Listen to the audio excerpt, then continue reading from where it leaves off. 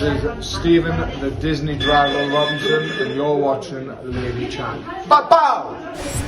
Hey guys.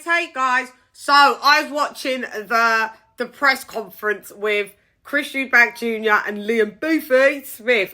That was a lot of hatred is in the building. Chris Eubank Jr. came to slew in the building. He did. Those know that most of the time I'm not always the fondest of no Chris Eubank Jr. But, you know, I've got to root for him. I am rooting for him in this fight because, no, I don't have to root for him, but I am rooting for him in this fight. He's, you know, he's the southerner lad. He's from London. Well, he's from Brighton.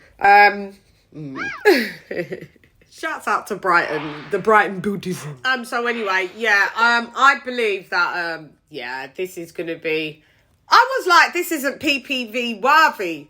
I was like, nah, I don't know if I'm going to be getting this fight. It's 1999. I don't believe it should have been 20 quid. I don't care, like, you know, them stingy Brits moaning over 20 quid. I don't care. This isn't... It's a great fight. It is a great fight, but I don't know if it's a 20 quid fight for us here. I think, you know, you could have cut us some slack and gave it to us for, like, a tenner. 15 quid, you know, a 15 quid fight. That would have been suffice. Is that bars? Bars.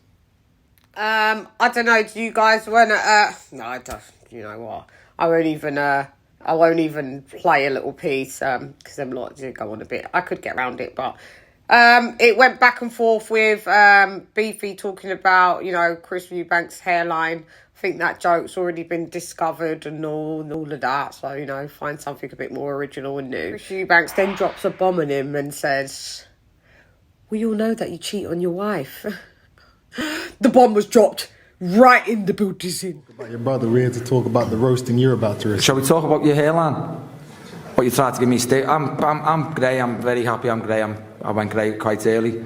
Shall we talk about your hair or your beard? What do you want to talk on? It's a bit fruity, isn't it? Talking publicly about another man's beard and. You tried to say I look 50, mate. I'm happy with the way I look.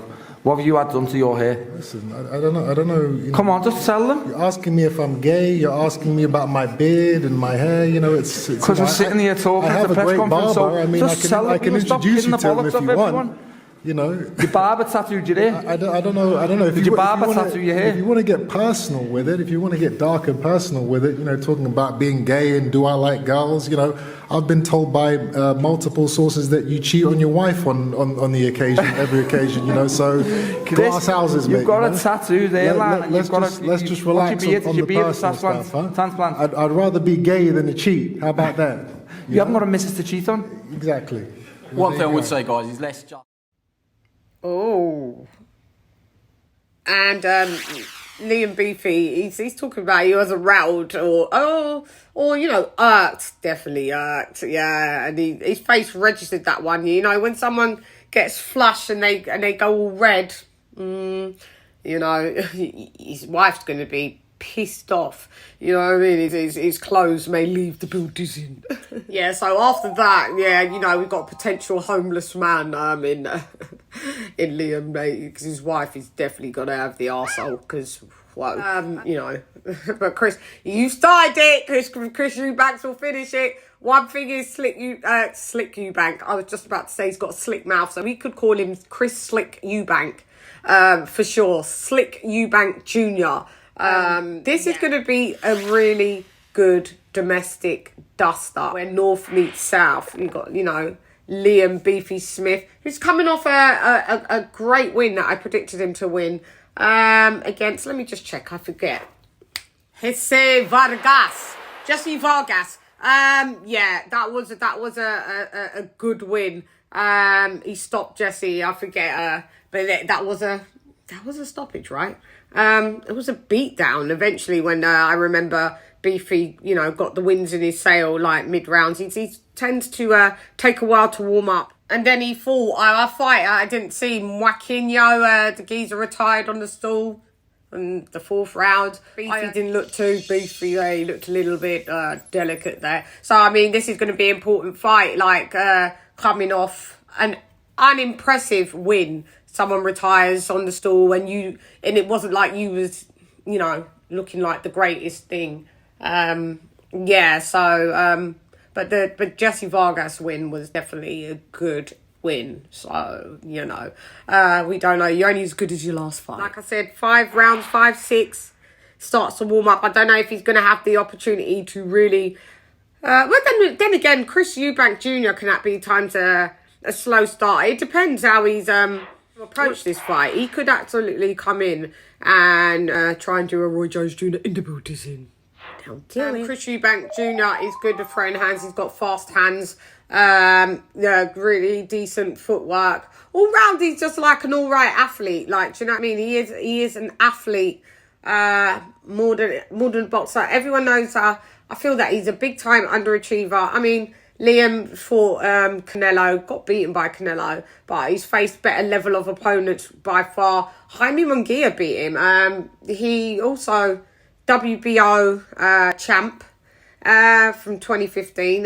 You know what I mean? So he's done his thing. This is the best, one of the best fighters on Chris Eubank, on Slick Eubank's, Slick Eubank Jr.'s resume, I would have to say.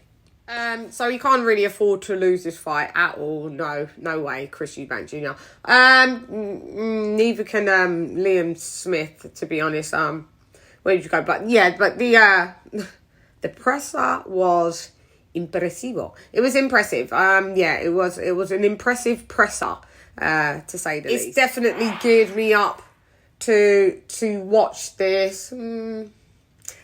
I just they should have just reviewed the PPV price, but it is going to be, now watching it, I can see the hatred is really in the Buddhism. They really dislike each other big time. So that's always good when, you know, when the two fighters hate each other. I hate when they try come in with love, peace and harmony. Kumbaya, my lord, kumbaya. No kumbayas in the Buddhism.